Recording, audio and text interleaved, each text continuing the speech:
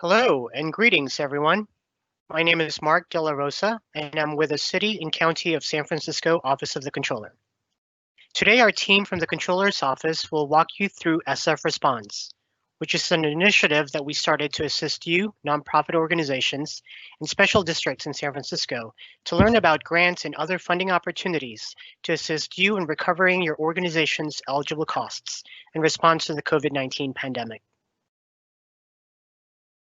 Thank you for joining us today and letting us share with you some helpful information and resources about what disaster cost recovery is all about, what a FEMA public assistance grant is, and what other resources are available, either from other federal, state, or private sources to help you in navigating available options in recovering your costs. To start, let me first introduce you to our SF Response team, which is currently made up of 8 staff members from the San Francisco Controller's Office, all dedicated to helping you. We want you to take note of a couple of other places where you can find help. Our SF Response website, which is found at www.sfcontroller.org/sfresponse, or you may also email us your questions to sfresponse@sfgov.org. As you know, San Francisco Mayor London Breed declared a local emergency in San Francisco on February 25th. Even before then, our city has worked to protect public health and safety and assist San Franciscans who are in need with help from our nonprofits and other partners. The purpose of this video is to provide you with information and guidance on grant and funding opportunities that may be available to you as nonprofit organizations and special districts. The Controller's Office created the SF Response initiative to get you started in pursuing public assistance, stimulus funding, and other grants to ensure that we collectively in San Francisco recover from the impacts of the COVID-19 pandemic. Our road to economic recovery as a city is going to be a long one, and it is critically important that we help each other out. Over the next few minutes, we will be answering some key questions that you may have regarding cost recovery. Our team has prepared some questions and answers, which we hope you'll find useful to get you started. And without further ado, let's hear from our team SF Responds. Hi, my name is Elaine and I'm with a nonprofit here in San Francisco. Can you explain what cost recovery is? As a nonprofit, what is my goal with cost recovery and how can FEMA help me? Hi, Elaine. First, thank you for being a city partner. As a nonprofit, you may be working with the city as a contractor or grantee, providing services to San Francisco communities. Funding and cost reimbursement for services provided may be familiar to you as a grantee. That said, cost recovery is the process of tracking expenses and filing claims for reimbursement with federal and state funding agencies such as FEMA and Cal OES after an emergency or disaster has been declared. The goals of cost recovery are to maximize reimbursement of eligible costs, expedite the reimbursement process, and of course, avoid loss of reimbursement dollars. You may be able to recover costs related to labor, materials, equipment, and supplies from FEMA. The process for public assistance funding is similar to a nonprofit's normal grant funding on a reimbursement basis. The way that process normally flows is apply and obtain pre-approvals with granting agency. Track costs on an ongoing basis based on the requirements of the granting organization. Collect supporting documentation for costs incurred. Submit costs based on timeline and process requirements of that granting organization. Coordinate with grantors on an ongoing basis. And finally, perform project closeouts and be ready for audits at the end of the disaster. That means maintain good records. Documentation retention is most important because it can last well beyond 20 years. Well, my nonprofit has spent a lot of time and resources on preventing the spread of COVID. Can FEMA cover some of those costs? Can you tell me more about the FEMA public assistance process and how I can apply? Elaine, your nonprofit organization may be eligible for a FEMA public assistance grant. State, tribal, territorial, and local governments and certain types of nonprofits, such as yourself, may qualify for supplemental grants per the Stafford Act. So FEMA provides these public assistance grants so communities can quickly respond to and recover from major disasters or emergencies. In California, the state's governor's Office of Emergency Services, or CalOES, acts as the grantee for FEMA public assistance grant. So if you are an eligible nonprofit in the form of either a ruling letter from the IRS granting tax exemption or documentation from the state proving your nonprofit status. One thing to note is that FEMA will not duplicate public assistance provided by other federal agencies. So how can you get started with this process? If you think you may be eligible for a FEMA public assistance grant, you should plan to attend one of the applicant's briefings from CalOES. These briefings will provide information on the application procedures, cost eligibility, documentation requirements, payment processing, and other deadlines that are specific to the Federal Public Assistance Program for the COVID-19 pandemic.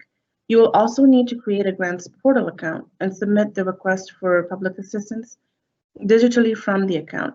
You can set up the account by sending an email to that email address on the screen, disasterrecovery@caloes.ca.gov, with the legal name of your organization and other contact information. Also, make sure to check out the CalOES website for details and other updates. Okay, will do. But will FEMA reimburse my nonprofit organization for all of our costs? Hi, Elaine. I can definitely help you with the answer to that question. However, the answer isn't exactly easy. So FEMA will reimburse up to 75% of eligible costs. California's Office of Emergency Services, however, has not yet activated the California Disaster Assisting Act. So the local cost share is currently at 25% of eligible costs. In the past, the state has usually had a cost share of 18.75%, leaving 6.25% for the local cost share. Further, to be eligible for this COVID-19 emergency, your private nonprofit must own or operate a facility that provides an eligible service. That eligible service must fall under FEMA Public Assistance Category B Emergency Protective Measures for emergency work.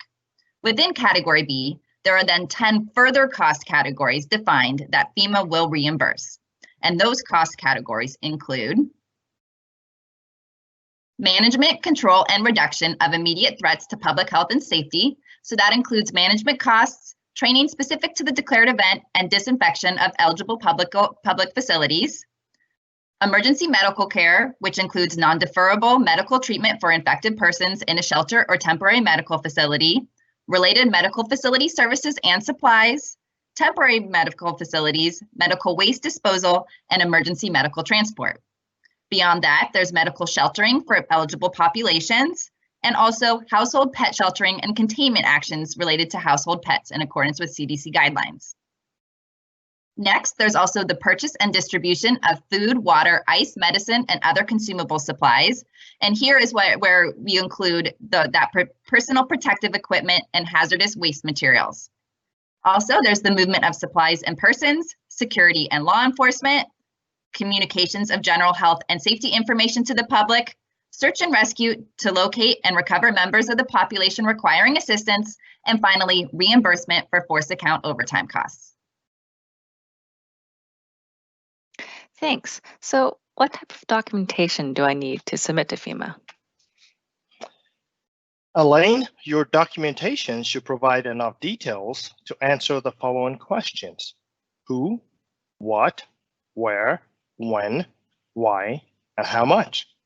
Examples of such documentation include receipts, invoices, timesheets, mileage reports, contracts, and memorandum of understanding.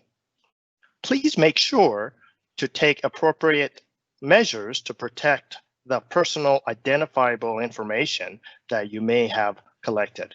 Examples of such information are home address, social security number, telephone number, mother's maiden name, and biometric records.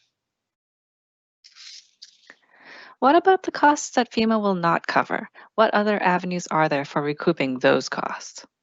Yeah, the federal government has announced stimulus funding that nonprofits may be eligible for. Some areas of the CARES Act, which stands for the Coronavirus Aid, Relief, and Economic Security Act may be applicable to your organization. Those are a Paycheck Protection Program, PPP, which provides loans to certain tax-exempt organizations. These loans cover 2.5 months of payroll costs. There are also economic injury disaster loans, a payroll tax credit, and an industry stabilization fund under the CARES Act. You can visit SF Responds and the U.S. Treasury website for more information. Are there any other sources of funding that my nonprofit can apply for? Yes, we have compiled a list of grants and other funding sources on the SF Responds website. And we also encourage you to proactively monitor federal sources for grants and other funding opportunities.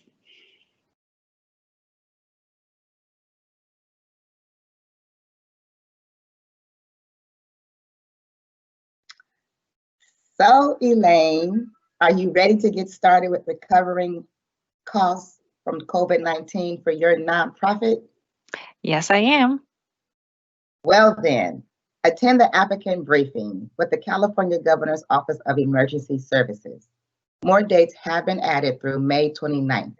If there are no dates available, the slides from the briefing are posted publicly, so begin reviewing these.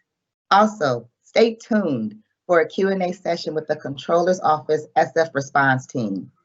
We have also listed some helpful resources here that we encourage you to visit from our office and the San Francisco Office of Economic and Workforce Development, as well as FEMA and Cal OES. Also, we strongly encourage stay connected to resources, trainings, briefings from FEMA and the California Governor's Office of Emergency Services. Lastly, actively monitor state and federal grant websites for specific grants related to COVID-19 that nonprofits and special districts may qualify for.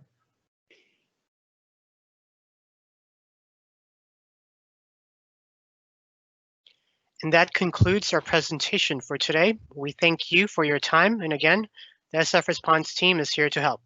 Please take care and stay safe.